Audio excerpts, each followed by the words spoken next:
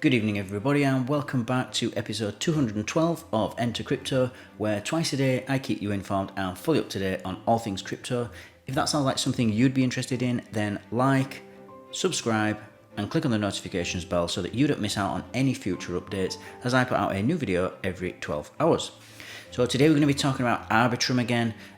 We covered the airdrop story a couple of days ago, and actually there was a big scam. So you can go through my videos if you want to see that video about the scammer that managed to get, I think it was $1.2 million worth of ARB tokens, by using a sort of poisoned address scam. And so what we'll do is, this is from CoinDesk Finance section. We'll read through the article quickly and then we'll comment after. So, Arbitrum Foundation sold ARB tokens ahead of ratification vote. ARB falls.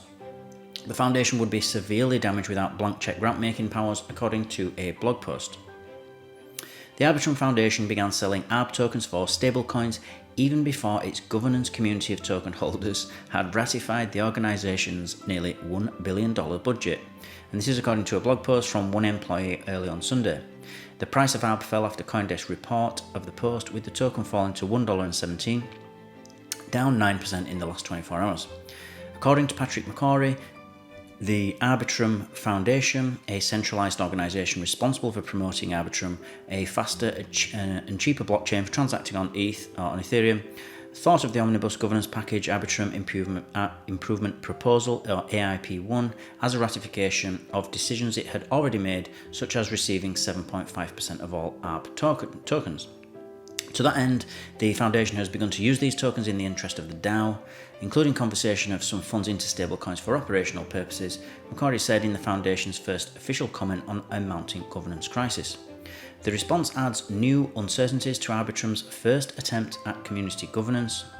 Just 1 week ago, Arbitrum dropped ARB governance tokens to hundreds of thousands of wallets as a way of empowering owners in critical decisions. So it's basically a voting token, is this. So the more tokens you have, the more voting power you have on the protocol and within the DAO. So the first of these, seemingly AIP1, an omnibus package that covered everything from governance and emergency powers to funding and grants. In a follow-up tweet, the Foundation said it loaned 40 million ARB tokens to a sophisticated actor in the financial market space, referring to the market maker Wintermute. It sold in addition 10 million tokens for fiat to cover operations, and Arbitrum promised to share more information soon about the situation. The point of AIP1 was to inform the community of all the decisions that were made in advance, McCrory said, pushing back at perceptions that token holders had a say in the matter. McCrory's post offered Arbitrum's first official response to a debacle that exploded on Friday after governance hawks called out the Arbitrum Foundation's special grants program. According to the proposal, the foundation is getting 750 million ARB tokens, which is around $1 billion, to spend without token holders' approval. Last week, Arbitrum began airdropping over 1 billion ARB tokens to nearly 300,000 wallets as part of its effort to share power over the network with its users. A common trope in crypto communities. Holders of the ARB token are considered part of Arbitrum DAO, the so-called decentralized autonomous organization that votes on proposals such as AIP1. But AIP1 wasn't much of a vote at all, according to McCrory's explanation, at least not when it came to the budget requests. He said the Arbitrum Foundation has already started spending the tokens it was apparently earmarked to get. So McCrory's post may serve to confound what has turned into an early crisis for Arbitrum governance. Votes in favour of ratification were winning until the past few hours. The tide, however, has now shifted strongly towards rejection, raising questions of what will happen if AIP1 is defeated. McCrory said there's a chicken and egg problem in setting up decentralised governance structures. In the case of Arbitrum, certain parameters need to be decided ahead of time, including the structure of a security council that wields emergency powers, deciding voting mechanics, and of course the funding. Whereas AIP1 framed the Foundation's power to issue special grants without community votes as an effort to avoid voter fatigue, McCrory said these blank check powers are fundamental to the ecosystem's competitive edge, and he referred to recent efforts by Polygon and other blockchain companies to land deals with the likes of Starbucks, partnerships that happen behind closed doors.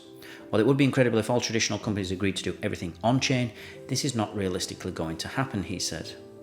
And so the drama around all this is actually about the way that it happened, not what happened. And so what they, I can actually tell you now, because this is a few hours old, this article, that it has been defeated, has the vote. And so actually they have basically, everybody in the Arbitrum community thought that they were asking for 7.5% of the ARB tokens, so that they could then use that money to, which is about $1 billion. They could then use that to promote Arbitrum financially, in marketing, lots of things to make Arbitrum look good, and for research and development, all kinds of stuff, everything for the community. And so what they did is they put out a vote, and so everybody thought that this vote was whether they were going to use it or not, for that reason. Now the community decided to vote against it. And so it's now been defeated, and so that money, according to the community, shouldn't go to them, because the vote failed, so they don't get the money now. But what actually happened is they'd already taken the money, and then they'd asked people to vote, and then they're saying it's just for ratification. So basically they were already done it, and so why didn't they just publish that they'd done it? They didn't need a vote. So it was really, people are annoyed now because they've already taken the money, and they've actually sold it. It's not like they've just got the tokens and they could give them back. They've actually sold. So they've sold a lot of this $1 billion worth of ARB tokens for this reason. I'm not disputing their intentions. I'm not saying that they should, in the sense that they've run away with the money or they've scammed or anything like that. But this could have been done a lot better. This should have been communicated way, way better than this. Because if people had known before, then I don't think they would have had a problem with it at all, because the money's going to promote the protocol and promote Arbitrum. So it's not like there's any sort of scam going on. It's just that the way that they did it, people thought that they were voting on something that was going to affect a change, and then when they found out that the vote meant nothing, and actually there is no change because they've already taken the tokens and they've already sold them as well. So this annoyed a lot of people in the community, and actually because of that, a lot of people just sold the tokens because they'd lost faith in that particular network. So then the price dropped like 9% in 24 hours, which is a lot. So really they need to learn to do this better in future. Any future airdrops need to be it just shows how far we've got to go actually in crypto.